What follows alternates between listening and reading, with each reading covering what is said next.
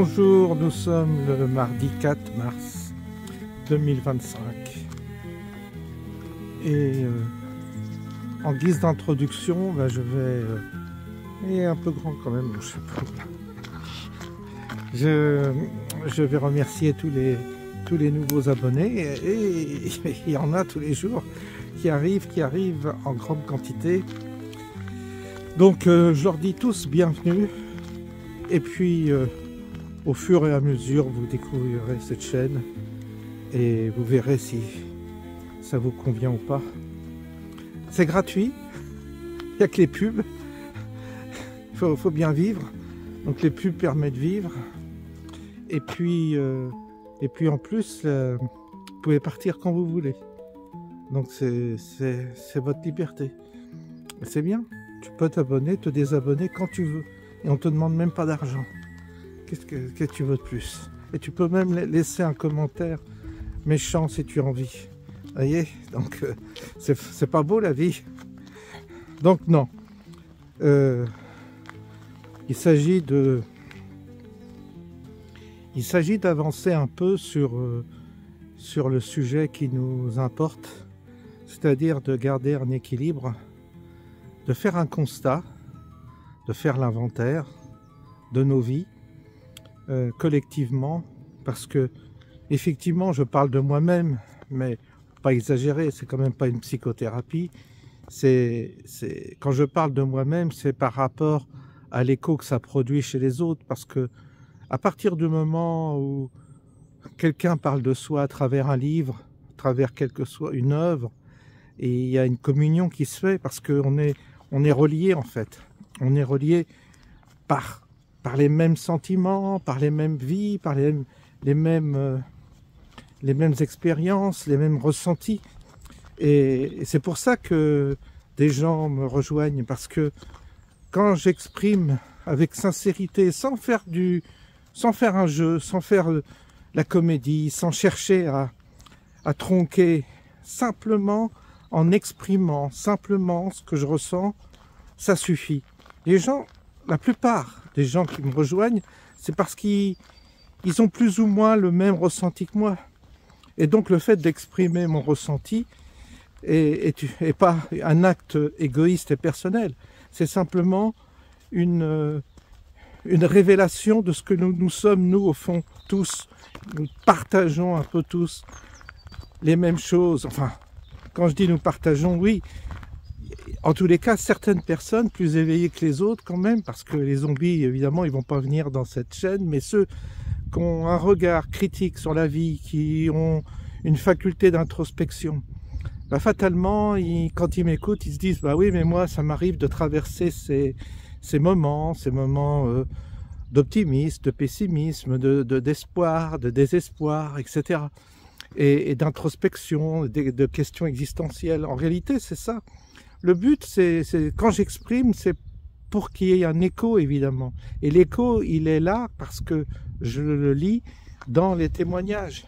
Dans les témoignages qui me sont donnés, il y a cet écho où les gens disent « je ressens la même chose que vous, je pourrais marcher à côté de vous et ça serait intéressant de vous accompagner, d'échanger » parce qu'en réalité, on partage parfois des sentiments proches. Vous savez, quand on passe par les épreuves de la vie, que nous tous nous connaissons, c'est les épreuves de la vie, c'est les séparations, c'est la vie affective, c'est les enfants, c'est les parents, c'est le décès, c'est la maladie, c'est plein de choses comme ça. Et ça, je dirais, c'est ni de droite ni de gauche pour le coup, c'est qu'on passe par les mêmes choses. Et donc, quand je parle de ces questions-là, sur le plan, quand j'exprime mon ressenti par rapport à un événement, je sais que ça va avoir un écho chez d'autres. Et que l'écho que ça produit est bon parce que ça désenclave la personne de sa solitude. Vous savez, il y a énormément de gens seuls qui m'écoutent. Écoutez, c'est simple, j'avais fait un sondage à Noël, c'était Noël, non, c'était le jour de l'an, c'était le réveillon du jour de l'an, où j'étais seul. J'ai demandé à mes abonnés qui était seul pour le réveillon du jour de l'an. eh bien 50%, et j'ai eu quelque chose comme 6000 ou 7000 réponses, 50% étaient seuls. Vous voyez que c'est réel, qu'il y a une solitude.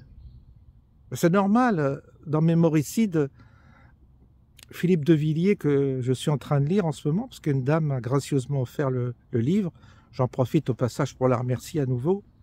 Je remercie aujourd'hui Michel, parce que dans ma boîte aux lettres, j'ai 2 livres sur le Bouddha, sur la religion bouddhiste, et je ne connais pas bien, donc je la remercie. Ça fera partie de mes livres de chevet, j'en ai pas mal, mais ça fera partie des livres de méditation que j'essaie d'entreprendre.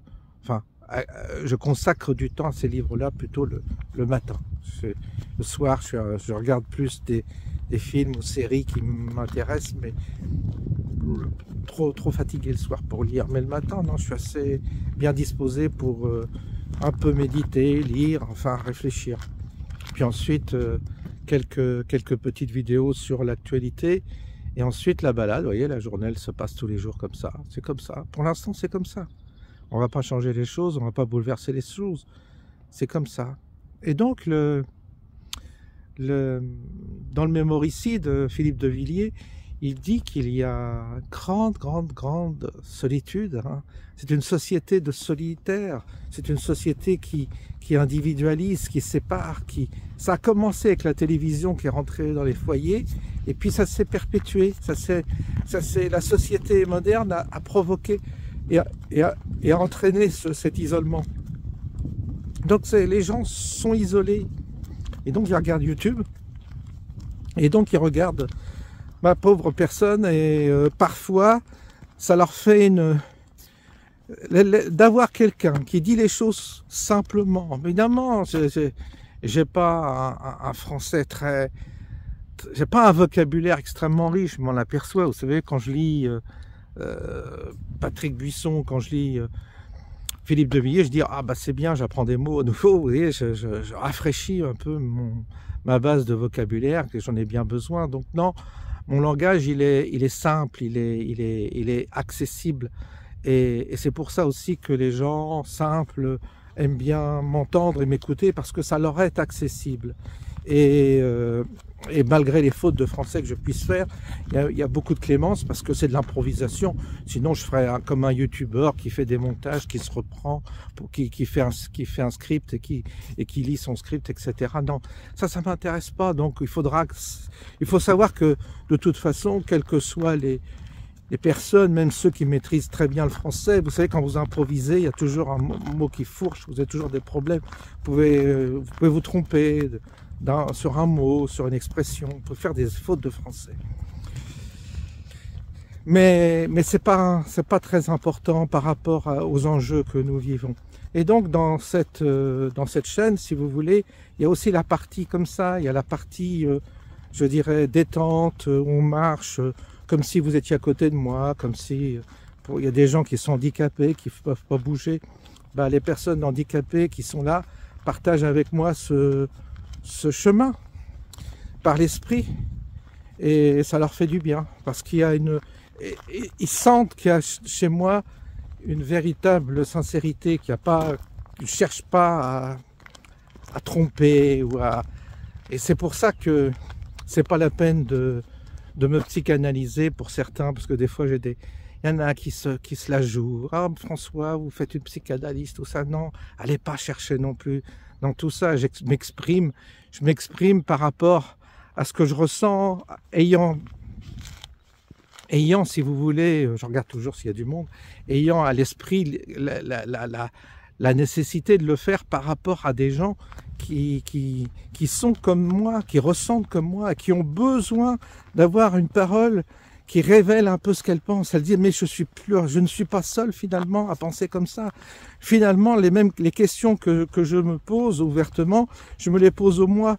Et ça brise, d'une certaine manière, même si c'est virtuel, ça brise ce fameux isolement. Et la personne peut laisser un message, et dans la mesure de possible, je valide que si je l'ai lu ou pas. Il y en a beaucoup en ce moment, mais vous savez, c'est vrai que c'est difficile de lire tout, mais j'essaie dans la mesure du possible de prendre connaissance des messages, des commentaires, quoi. Et donc, le fait que je m'exprime renvoie à la personne un écho qui elle-même est une forme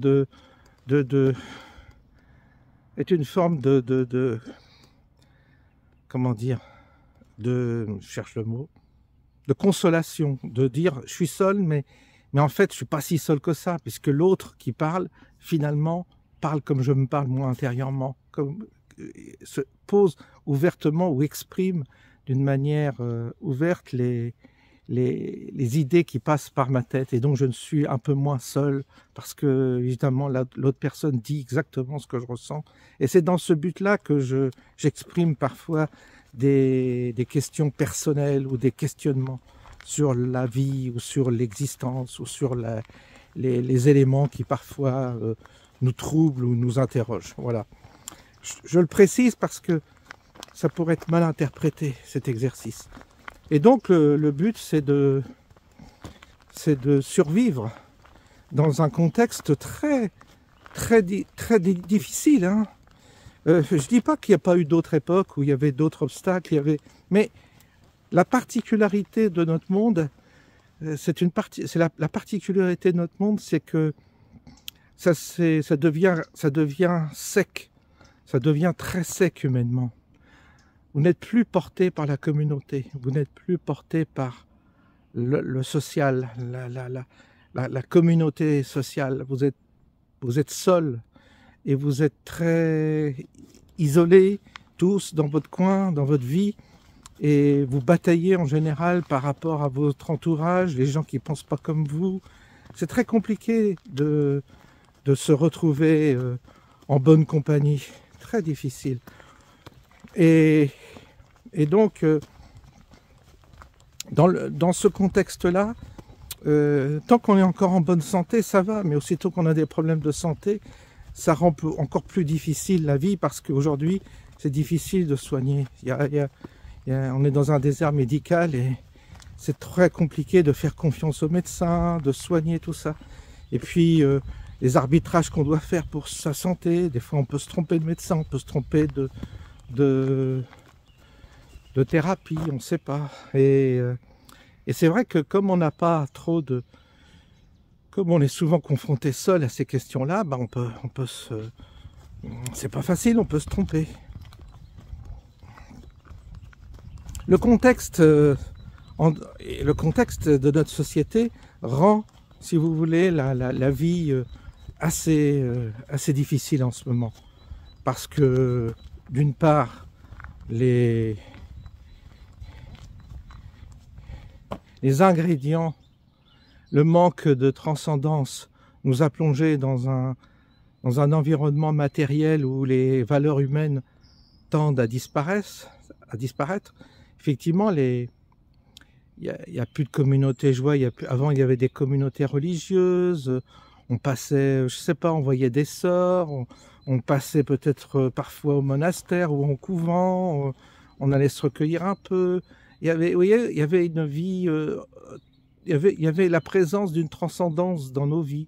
Il y avait le curé qui passait, il y avait la paroisse, il y avait un enterrement, il n'y a plus tout ça. Il y avait des mariages, on ne voit plus tout ça dans nos campagnes, c'est fini. C'est la mort, nos campagnes sont mortes. Il n'y a plus de vie, il n'y a plus rien, il n'y a plus de bruit, il n'y a plus d'artisans, il n'y a plus rien, il n'y a plus d'enfants, il n'y a plus rien, il n'y a plus de vie. Et ce vide, vous voyez, dans mes campagnes, là, on est pourtant sur un GR, il pourrait y avoir des gens qui, je suis sûr qu'il y a plein de retraités, plein de gens qui sont inoccupés, ils ne sont pas là. Pourtant, ce chemin que j'emprunte, il est... Vous voyez, souvent, je suis seul. Hein. C'est pas mal, moi, j'aime bien. Il y aurait du monde, ça me gênerait un peu. J'aime bien, mais c'est pas normal. C'est pas normal. Après, dans un chemin comme ça, vous croisez une personne, vous discutez un peu, vous êtes content, vous avez fait un échange, tout ça. Vous apprenez peut-être quelque chose, vous avez besoin d'un artisan que vous ne trouvez pas, la personne peut-être que vous allez rencontrer va vous donner une adresse. C'était comme ça la vie. Aujourd'hui, il y a les réseaux, tout le monde va sur Facebook, on cherche comment pour trouver un artisan, pour trouver quelqu'un de confiance. Vous voyez, on passe maintenant par Internet parce que dans la vie concrète, il n'y a plus ces échanges, il n'y a plus ces... Puis il y a une forme d'hostilité même parfois. Les gens sont méfiants, sont développés une forme d'hostilité naturelle parce que peut-être certains se sont fait avoir, certains ont été déçus et donc il n'y a plus cet allant confiant vers l'autre. Ça s'est perdu aussi. Et ça, c'est parce qu'il y a eu beaucoup de nuisances aussi qui ont été faites par des gens qui sont parasites, qui exagèrent, qui profitent, qui se comportent mal. Dans la société, vous avez aussi tellement de personnes qui se sont mal comportées que ça vous induit à être plus prudent, plus méfiant, à être plus sélectif. C'est normal. Mais tout ça contribue à une forme de société aride sur le plan humain et ça pèse sur les consciences, je dirais.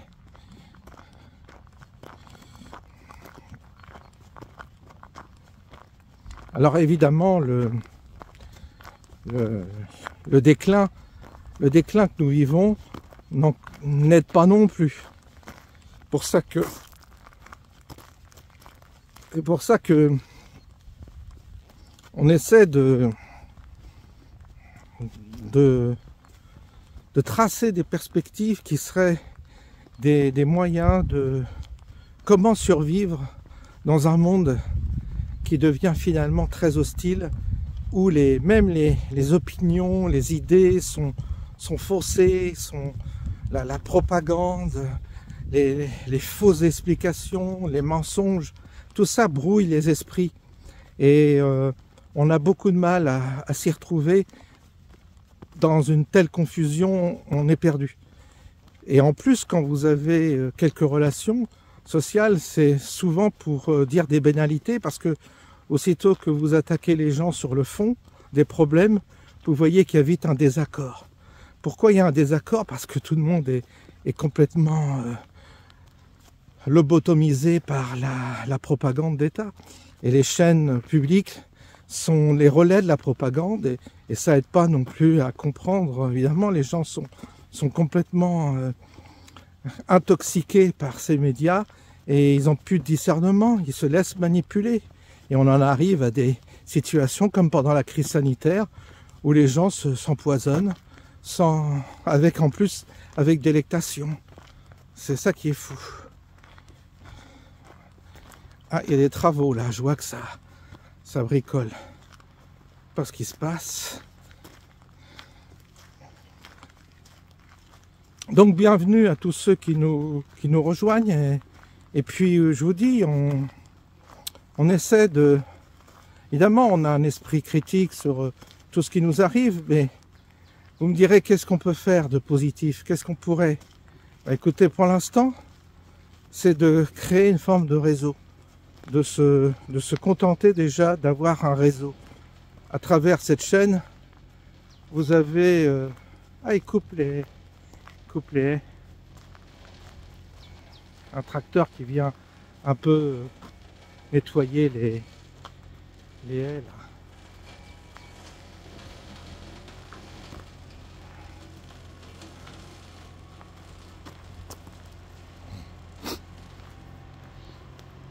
Évidemment, quand je lis le livre Mémoricide de Philippe de Villiers, il évoque avec un esprit global, et il évoque la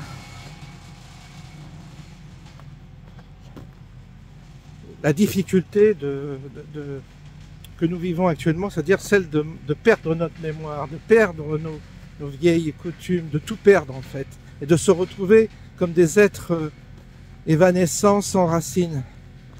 Il en parle, et il fait le constat, donc il fait des parallèles avec effectivement son enfance, qu'il a vécu, et puis la société telle qu'elle est aujourd'hui. Et c'est vrai que en lisant ce livre, je me disais, c'est vrai qu'en réalité, ce monde est en train de mourir. Notre monde est en train de mourir. Tout le monde est derrière son écran, les jeunes sont derrière leur écran. Il n'y a plus de vie, comme je vous disais, dans nos campagnes, il n'y a plus rien. Avant, il y avait encore des fois des repas, des choses, mais moi je voyais des randonneurs aussi des fois. Il n'y a plus de randonneurs, c'est marrant d'ailleurs, qui passaient par là. En réalité, il y a quelque chose qui disparaît. Un peu comme pendant le Covid, où il n'y avait plus aucune vie. C'est très particulier. Et donc, chacun vague peut-être à ses occupations, mais quelles sont les occupations? Je vous assure, c'est très très bizarre. Très très bizarre. Et Philippe de Villiers le note dans son livre. Il le voit, ça. Il l'analyse d'une manière intéressante. Et je suis d'accord avec lui. Alors je me dis, qu'est-ce qu'on pourrait faire? À chaque fois, je me dis, mais quelle initiative pourrait-on... Alors je me dis, des fois, bon, c'est vrai qu'à travers cette chaîne, il y a un état d'esprit. À travers les messages que laissent les gens, tout ça. Il y a des gens de qualité, des gens qui sont dans la spiritualité, des gens qui sont branchés aussi, qui ont une forme de verticalité. Alors ça donne de la consistance, ça donne de l'épaisseur, ça donne une âme à ce qui nous relie. Et ça, c'est important. Vous voyez, c'est l'amorce de quelque chose, c'est l'amorce d'une forme de convivialité simple, sans intention particulière, côté bon enfant, côté convivial, comme ça. Et ça, c'est bien, déjà, d'avoir ce lien-là. Évidemment, ce lien, il est lié à cette chaîne, qui un jour, du jour au lendemain, peut être supprimée, peut être censurée. C'est le risque. Quand on va trop loin, quand on s'exprime trop fort sur certains angles de la politique ou de l'actualité.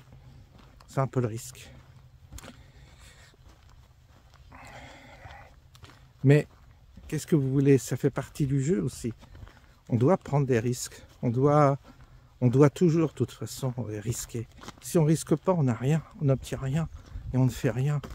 Donc cette vie, on ne peut pas la vivre sans prendre de risques. C'est pas possible. Ça n'existe pas, ça. Ah, c'est très français de ne pas vouloir prendre de risques. Ça, je sais, c'est très très français. On déteste les risques. Contrairement aux États-Unis, aux Américains qui, eux, prennent des risques tout le temps. C'est dans leur ADN de prendre des risques. C'est ce qui les rend puissants. Mais nous, on est timorés. On ne veut pas prendre de risques. On ne veut pas s'exposer. On ne veut pas trop se mouiller. Je sais, je connais le tempérament français pour ça. Et c'est normal d'être prudent. Mais nous, c'est un excès de prudence. Et à un moment donné, il faut se risquer un peu. Je l'ai bien vu, je l'ai bien noté, ça. C'est pour ça que, vous voyez, je m'enflamme pas au niveau des projets ou des initiatives à prendre. Je m'enflamme pas parce que je vois bien la limite, aujourd'hui encore, la limite qu'imposent les... Pour l'instant, il y a une limite à ce que... Il y a une limite à ce qu'on s'engage dans quelque chose qui serait concret, qui serait un projet plus matériel, réalisable. J'y pense, hein, vous savez, j'y pense. Je me dis, mais il y a peut-être quelque chose quand même à faire. Il y a peut-être quand même, comme on est plusieurs à ressentir, à penser, à analyser les choses de la même manière, à avoir cette attente intérieure aussi, cette attente, cette qualité particulière de respect, d'approche du mystère aussi qui nous entoure. Il y a cette qualité-là parmi mes abonnés, mes auditeurs, tout ça.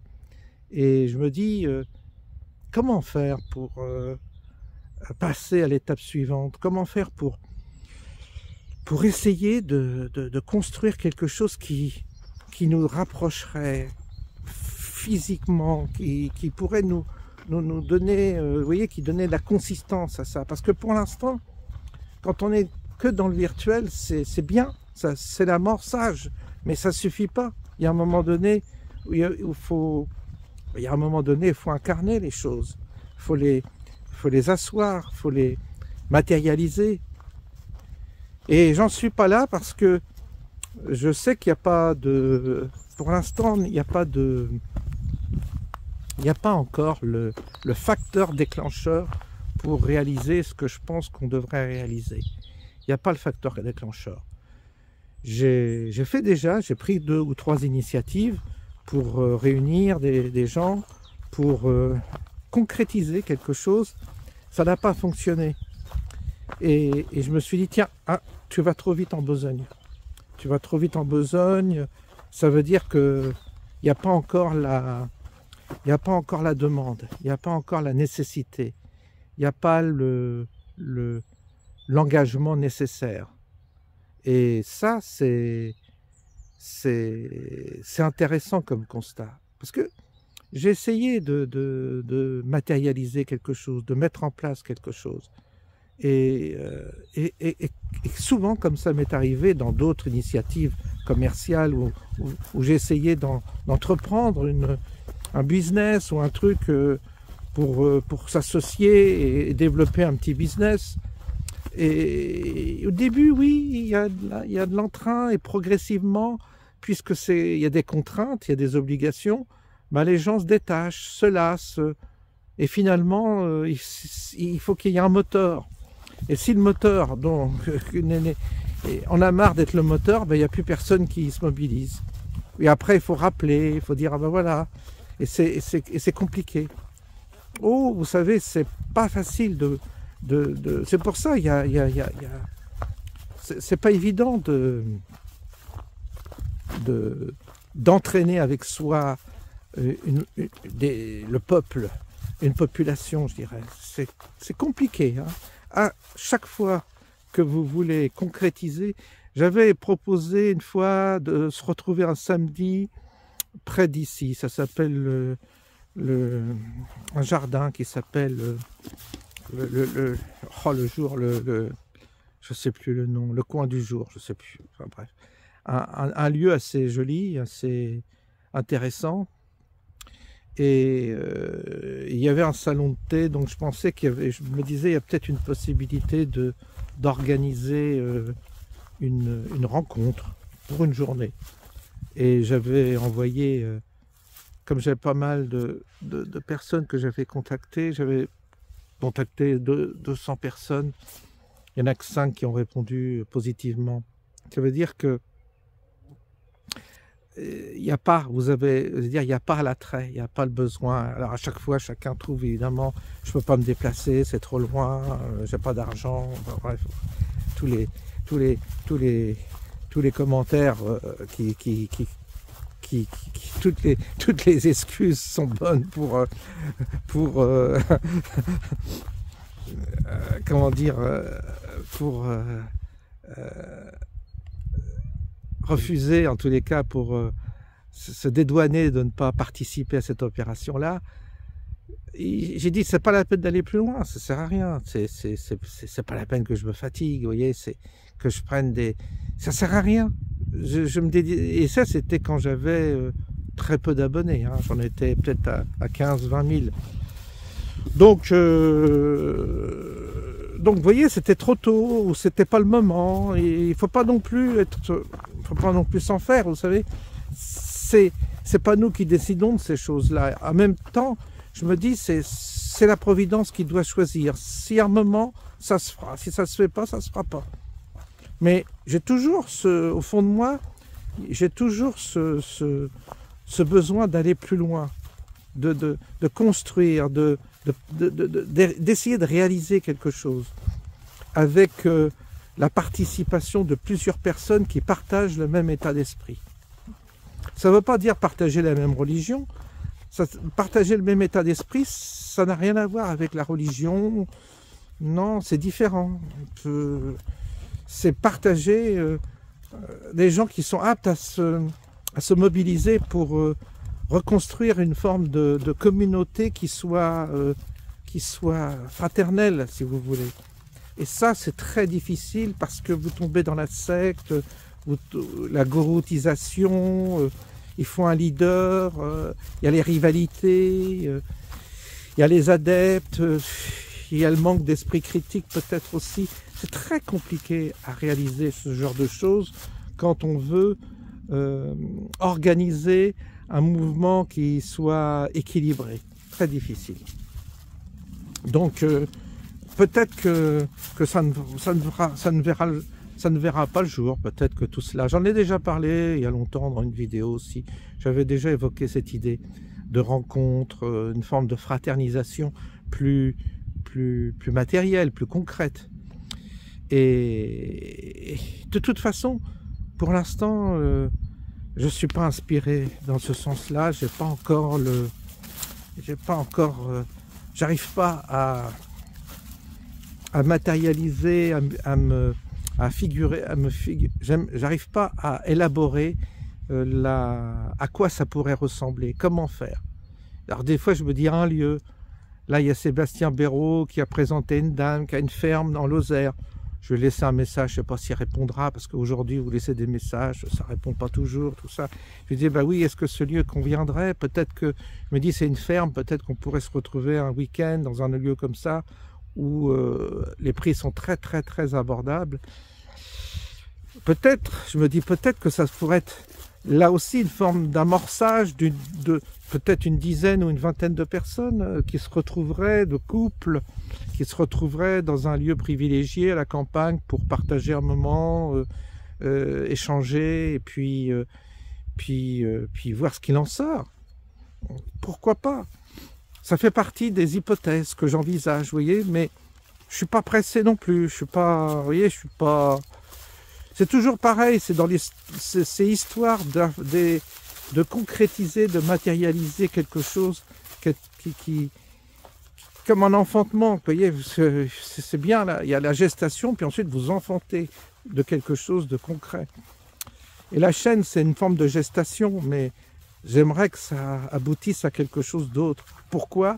Parce que si on ne fait rien, si on ne se mobilise pas vraiment entre nous, on va subir et on va ruminer dans notre coin. Alors ça va un temps, mais on ne peut pas passer notre vie à ruminer et à être offusqué de tout. À un moment donné, il faut bien agir, il faut bien se mobiliser, il faut bien trouver des moyens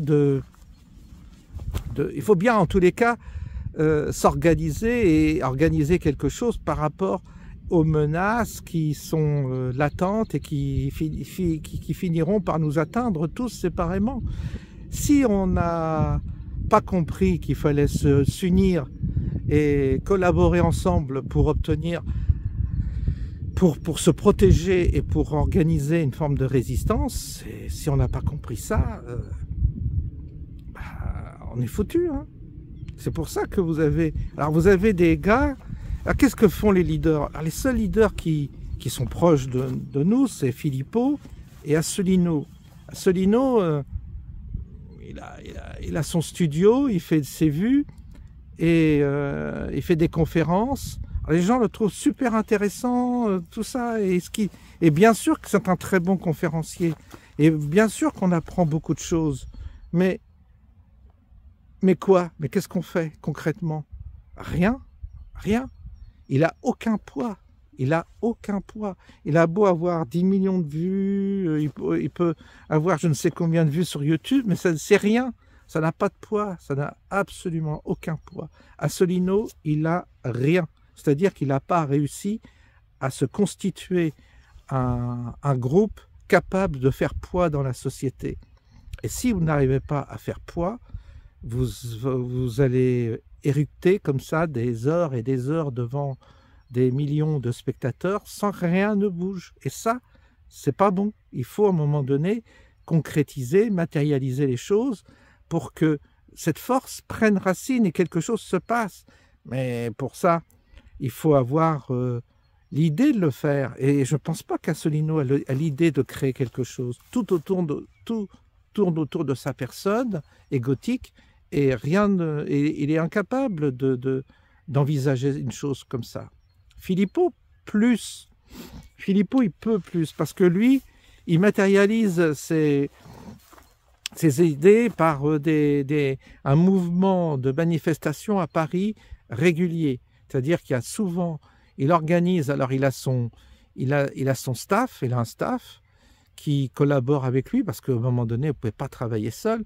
Donc il a un staff qu'il est obligé de rémunérer, d'où l'histoire de faire tourner quand même sa boutique. Il faut faire tourner les donations, les membres doivent payer une cotisation, tout ça. Pourquoi? Parce que quand vous faites tourner un mouvement comme ça, vous avez des salariés, vous avez un service d'ordre, vous avez un camion à payer, vous avez des frais, et il y a beaucoup de bénévoles aussi, hein. Donc là, il se passe quelque chose. C'est-à-dire que les gens se retrouvent, discutent entre eux et ressortent de cette manifestation un peu renforcés, épaulés, parce que c'est ce qui s'est passé surtout pendant la crise du Covid. Beaucoup sont allés vers Philippot parce que c'était un des seuls à organiser une résistance physique, à physiquement se manifester. Donc les gens sont allés le retrouver pour obtenir une forme de soutien. Parce que c'est ce qu'on m'a dit, hein. Il y a un ami qui m'a dit « Philippot nous a beaucoup aidés pendant la crise sanitaire. » Parce qu'on avait besoin de matérialiser notre angoisse, on avait besoin de matérialiser notre frustration de subir cette campagne qui consistait à nous obliger à nous vacciner, plus le pass sanitaire. Et Philippot était le seul à proposer ça. Donc il y a eu beaucoup de monde aux manifestations de Philippot pendant cette crise sanitaire, où les gens avaient besoin de se retrouver, de se conforter humainement, psychologiquement, c'était important. Et puis, ensuite, il faut redynamiser ce type-là avec d'autres sujets. Donc là, il repart non à la guerre, et il fait des manifs non à la guerre. Mais ça ne mobilise pas les gens comme le crise sanitaire a mobilisé les gens. Parce que les gens à la guerre n'y croient pas trop. Tandis que la vaccination commençait vraiment à avoir les jetons, d'être obligé de se faire vacciner. Donc il a eu sa période de succès. Mais ça, c'est dans le temps. Alors, son parti existe toujours, ses manifestations, il y en a toujours, mais vous voyez qu'elles s'effilochent de plus en plus. Il y a de moins en moins de manifs, il y a de moins en moins de monde aux manifs. C'est très clairsemé quand on voit les manifs, et il fait ce qu'il peut, mais peut-être qu'il n'a pas non plus. Et c'est peut-être pas le moment non plus. Qu'est-ce que vous voulez que je vous dise? Je ne vais pas critiquer. Il fait ce qu'il peut, hein. Et puis si les gens viennent plus... C'est dur aussi d'aller de la banlieue à Paris, on en a marre, c'est compliqué. C'est pas pour rien qu'ils empêchent les gens de venir, parce qu'on peut plus se garer, on peut plus se bouger, les transports c'est compliqué. Donc c'est tout un travail, ça coûte cher d'aller à Paris. Donc ça aussi, ça limite aussi le fait de... Bon bah oui, mais il n'y a pas le choix, il faut faire les manifs à Paris, il n'y a pas le choix, mais c'est vrai que ça limite. Ça limite parce que ça coûte cher et que... finalement, ça réunit que des Parisiens qui sont là, sur place, qui peuvent y aller. Les autres, en banlieue, c'est trop chiant, quoi.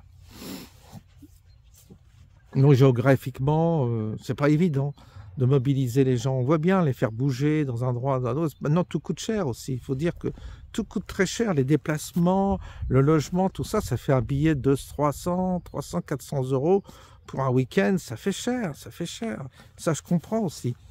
Ben, vous savez, c'est le fait d'appauvrir la population, ça la rend plus fragile, hein, et les gens peuvent moins se mobiliser quand ils ont moins de moyens, c'est clair aussi.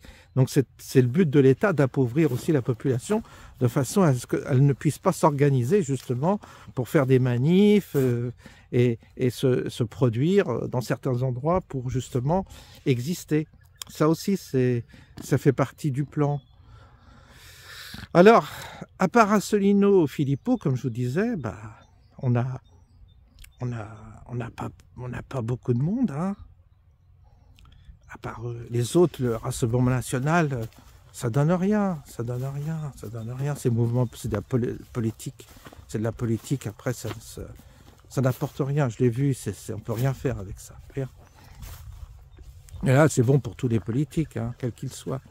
Non, moi, je parle d'un projet qui serait comme le Puy du Fou, si vous voulez, comme ce que De Villiers a fait avec le Puy du Fou, mais on n'a pas besoin d'un parc d'attractions. On n'en est plus là. C'est très bien ce qu'il a fait, c'est fédérateur.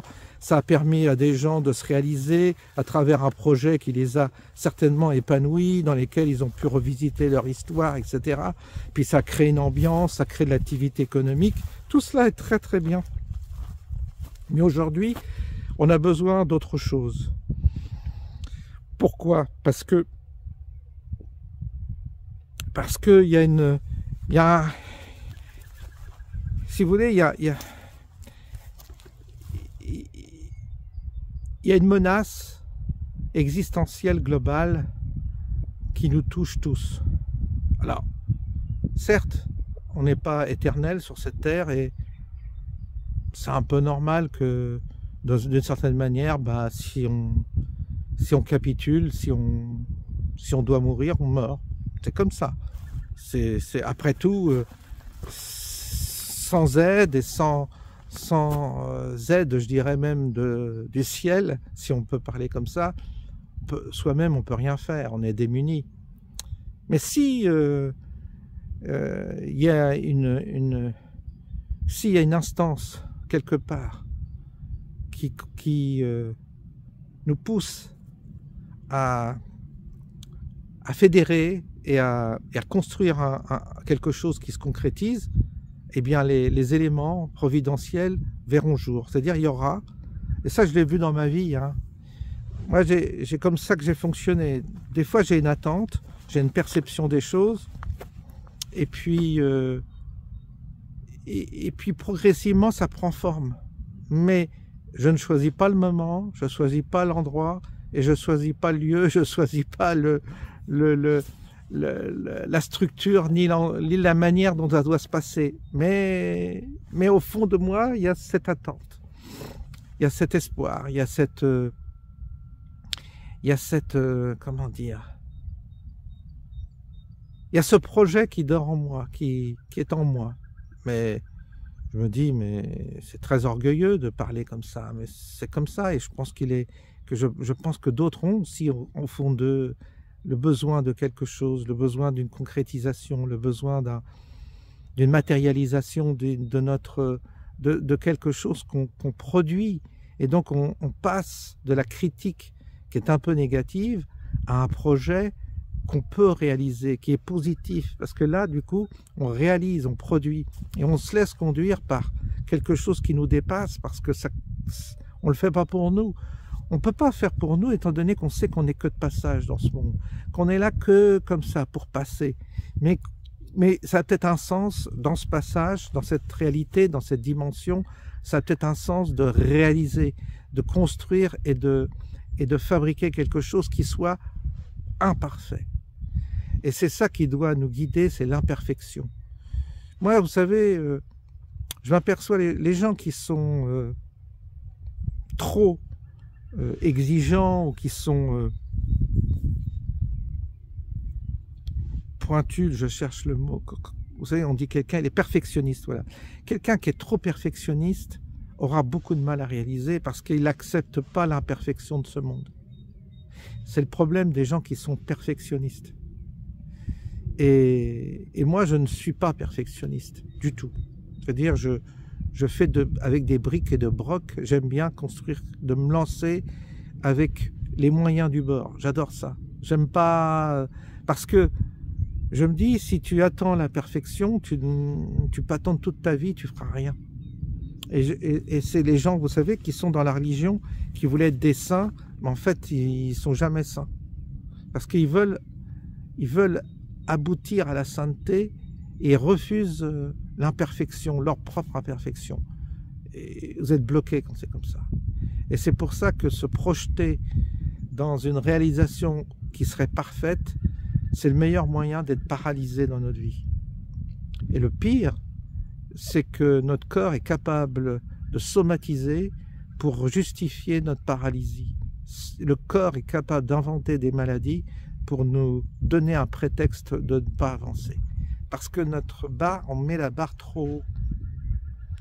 Et c'est un écueil courant que je vois chez des gens très bien intentionnés, des gens qui ont des qualités énormes, mais ce qui les empêche de réaliser ou d'aboutir à quelque chose, c'est qu'ils mettent la barre tellement haut qu'ils n'arrivent pas à avoir ils n'arrivent pas à atteindre ce niveau pour s'engager dans une chose et la matérialiser. Et ils sont toujours dans la spéculation du projet, ils sont toujours en train de parler du projet qui ne verra jamais le jour parce que ce monde a une particularité, c'est qu'il est imparfait, à nos yeux en tout cas.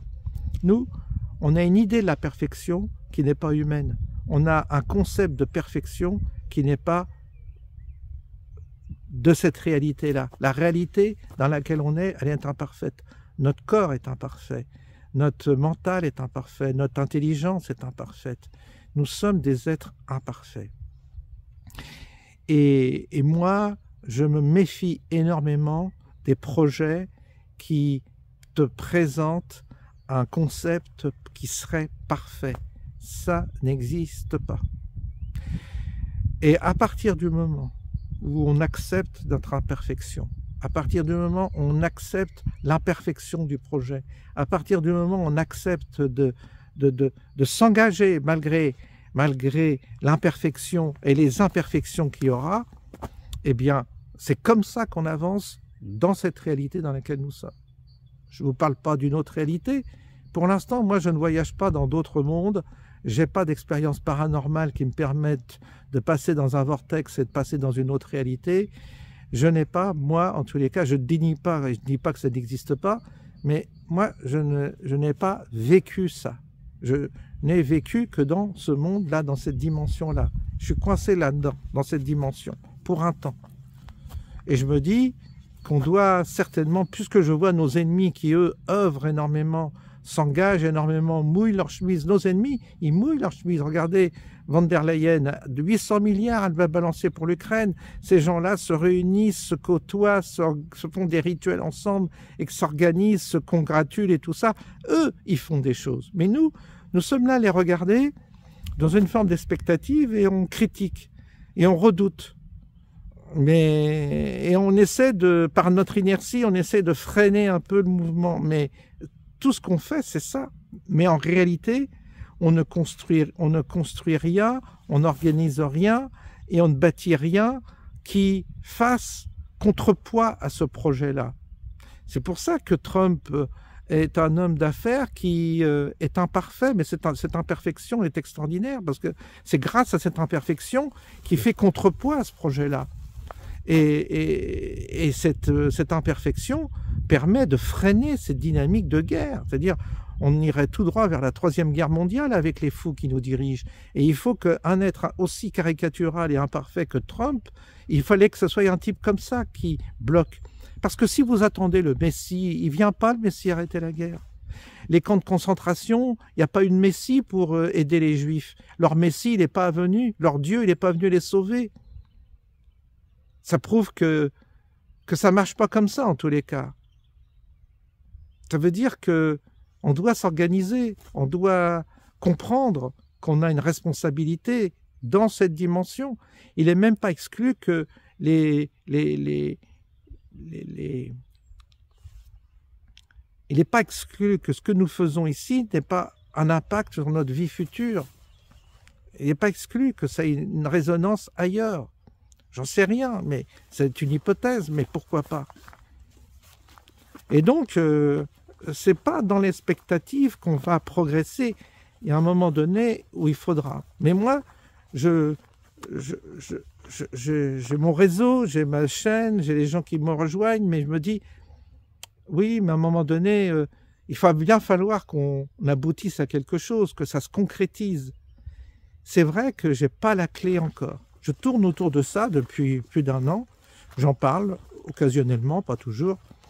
Mais je me dis, non, c'est pas le moment. Parce que les tentatives que j'ai faites, les tentatives, j'en ai fait, dans ce sens-là, n'ont pas abouti.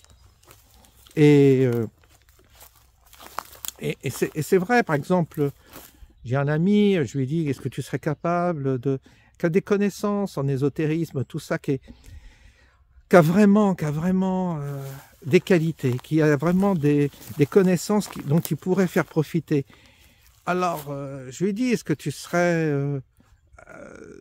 serais volontaire pour organiser une conférence ou organiser un programme ou faire quelque chose pour apprendre justement, faire partager tes connaissances, que tu as des vraies connaissances, quoi. Ah non, je peux pas, ça demanderait trop de travail et tout ça, et puis voilà. Donc ça tout de suite, ça... Alors, tout de suite, j'ai vu qu'il n'en était pas question, qu'il n'y a même pas eu une ouverture, style, ah bah oui, ce que tu proposes, ça pourrait être bien pour tes abonnés, qu'on fasse quelque chose, qu'on organise peut-être un séminaire, j'en sais rien. C'était le moyen d'aborder ou de suggérer une manière d'entrer sur un projet concret, matériel. Et je me dis, bah, au moins on aura un conférencier avec une thématique, et puis ça sera l'occasion au moins de se retrouver, de partager autour d'un thème. C'était un peu mon idée. Il n'y a rien d'extraordinaire, hein. Mais même ça ne fonctionne pas. Tout de suite, c'était non, c'est pas possible. Bon, alors, je lui en veux pas, hein, j'en veux pas. D'ailleurs, il va se reconnaître. J'en veux pas, mais ça prouve bien que, oui, ça, on est très, pour l'instant, critiquer, on sait faire. Spéculer, on sait faire. Mais concrétiser, on ne sait pas faire. Concrétiser quelque chose qui pourrait être positif et qui pourrait faire contrepoids à toute la merde dans laquelle on ne sait pas faire, on ne fait pas. On est tous, pour l'instant, dans une forme de confort encore, parce que si elle passe confort, évidemment, ça changerait les choses. Il y a une espèce de petit confort personnel qui laisse les gens dans une forme d'inertie, et donc on n'a pas les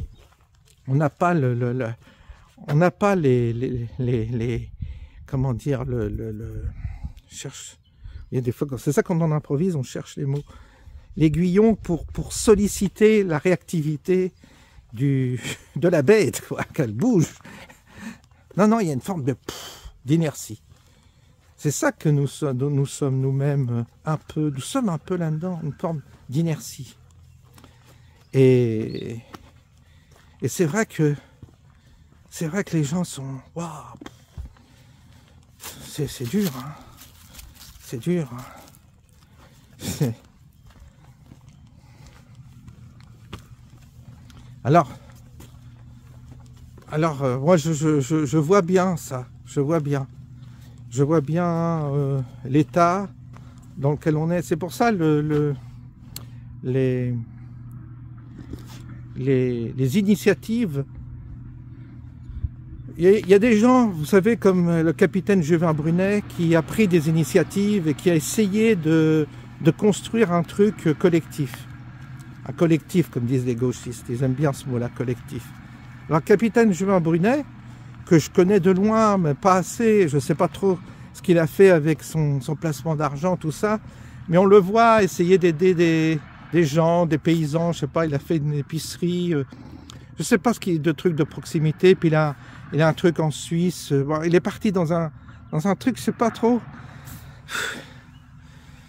franchement, ça m'intéresse pas, mais les gens que j'avais vus, qui étaient venus à une de ces réunions, étaient très bien, mais ils étaient un peu là, à douter un petit peu, et ils étaient venus en curieux, mais bon, c'est une manière de se rencontrer les uns les autres, de discuter, d'échanger, ce qui était très bien.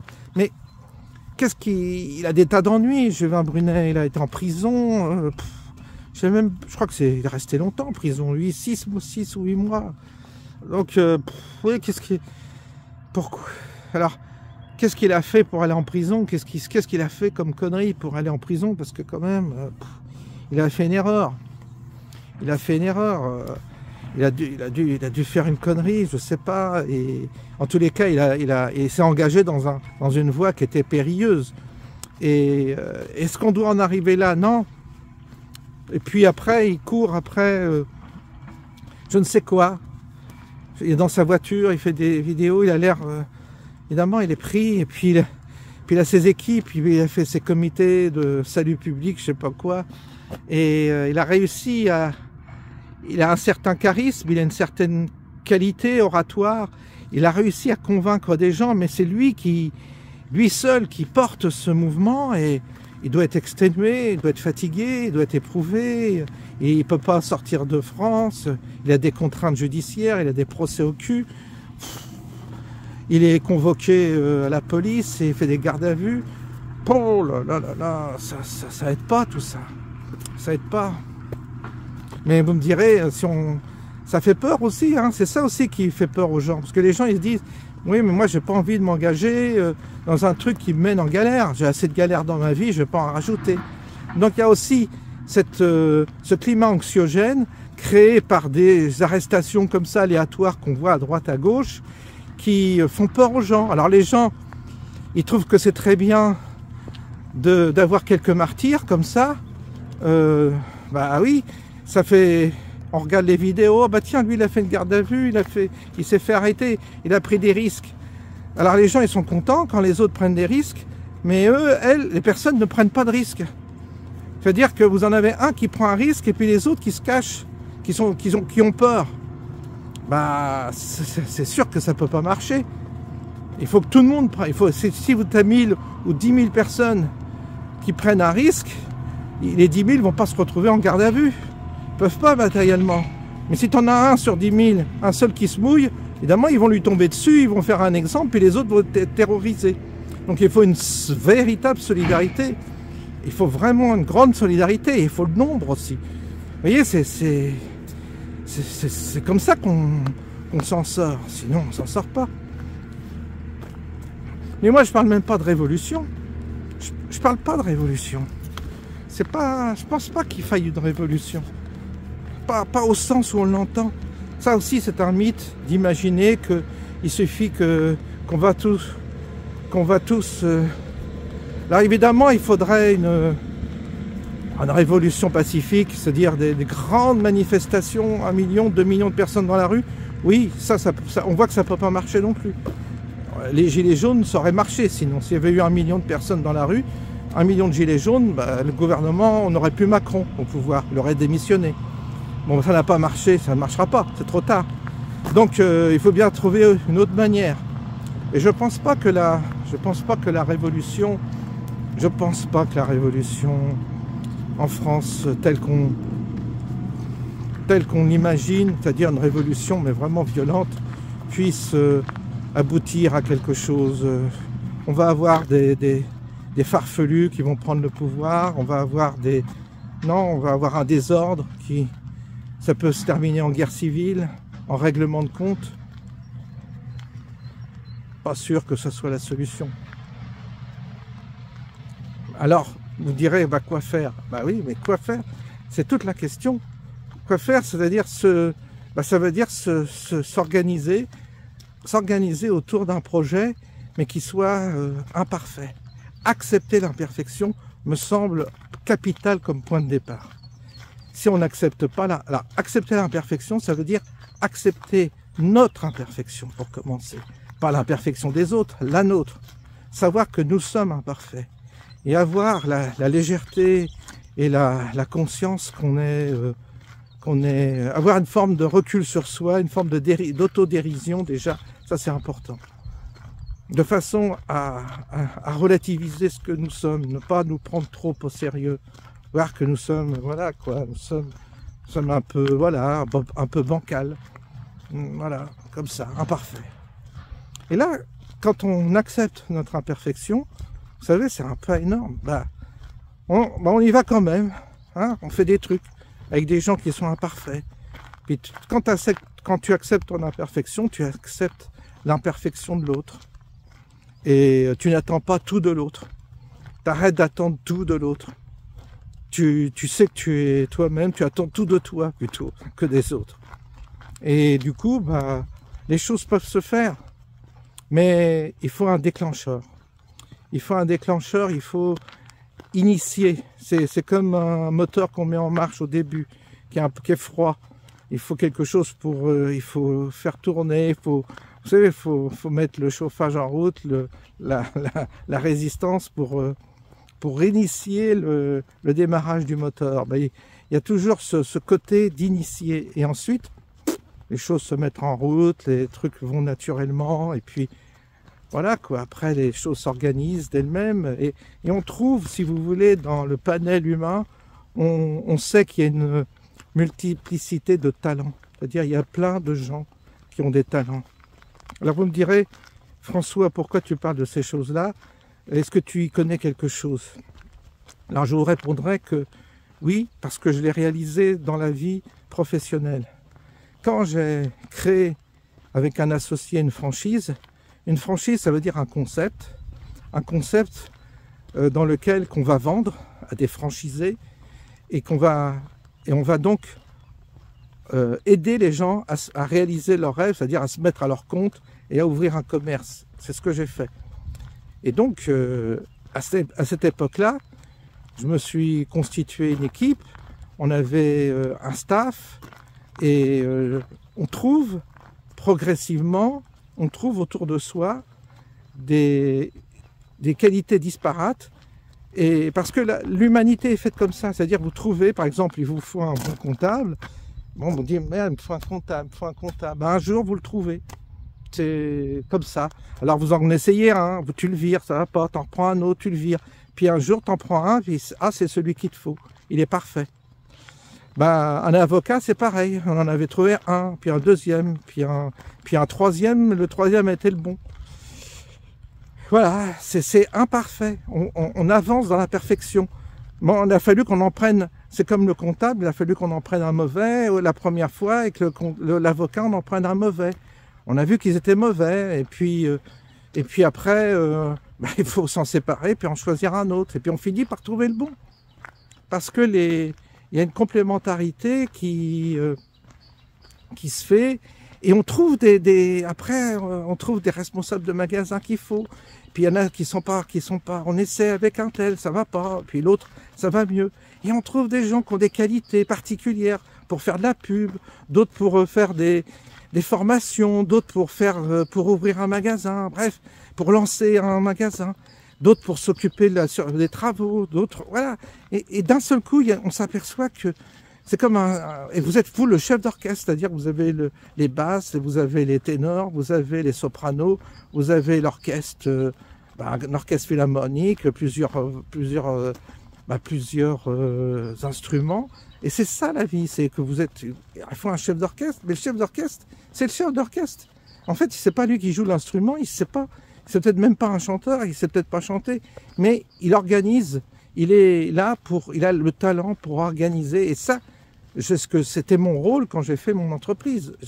Et pourtant, j'ai pas une intelligence particulière, dans le commerce, j'avais pas fait d'école de commerce et tout, j'étais séminariste. Mais d'un seul coup, naturellement, les choses se sont mises en place et se sont faites. On a ouvert 50 magasins en 3 ans quand même, ce qui n'est pas rien. Donc, dont 3 en Suisse. Donc, ce qui veut dire que ça commençait à se développer tout ça. Et j'ai vu les mécanismes. On a l'impression qu'on va affronter, quand on a ce projet en tête, on a l'impression que c'est une montagne, qu'on n'y arrivera jamais. Puis on ouvre un magasin, un deuxième, un troisième, un quatrième.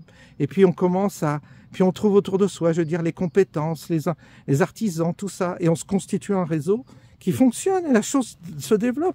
Et on fait de l'argent et les gens sont contents et on crée des emplois. Voilà comment ça se passe. C'est pour ça que Trump, en étant lui-même chef d'entreprise et de grosse structure, il comprend comment ça fonctionne et il reproduit ça dans sa vie de politique. Et ça fonctionne aussi. Il s'est trouvé des compétences. Au début, il s'est trompé. Il s'est trompé sur les gens à qui il devait faire confiance, tout ça. On passe par l'échec. Là, le deuxième mandat, il va être super parce que justement, il a compris qu'il fallait rectifier le tir. Il a trouvé les gens compétents. Voilà, Elon Musk, Kennedy, machin.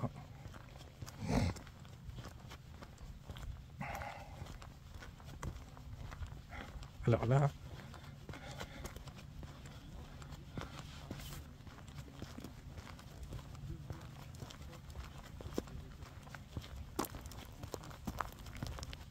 Bonjour.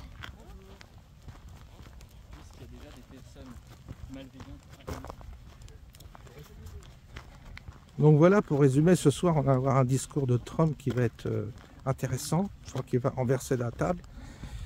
Et puis nous, ben voilà, c'est autour de ça qu'il faut qu'on réfléchisse. C'est-à-dire, à un moment donné, il faut qu'on pense à ce qu'on pourrait faire. Alors, je ne parle pas de révolution, je ne parle pas de parler pas de parti politique, pas tout ça, j'exclus tout ça. Mais quelque chose qui soit comme une encre dans un monde ballotté par des événements qui sont contrariants. Voilà. Moi, si j'avais un symbole particulier qui pourrait correspondre à ce projet, ce serait une encre. Ça serait, et c'est un symbole très fort. Pensez-y, partagez, réfléchissez aussi à vous. Voyez si certains ont des moyens particuliers de réaliser. Peut-être qu'il y en a parmi vous qui ont des moyens financiers importants. Ça peut aider aussi. Quand on n'a pas de sous, c'est pas évident d'avancer. Parce que quand il y en a qui arrivent, qui ont des moyens financiers importants et qui sont proches de la mort, bah, au lieu de le donner à l'État, il y a peut-être des choses à faire. Hein. Ça serait un peu ridicule de perdre cet argent-là afin de financer un État qui est glouton. Voilà, je vous laisse sur ces belles paroles et je vous dis bonne soirée.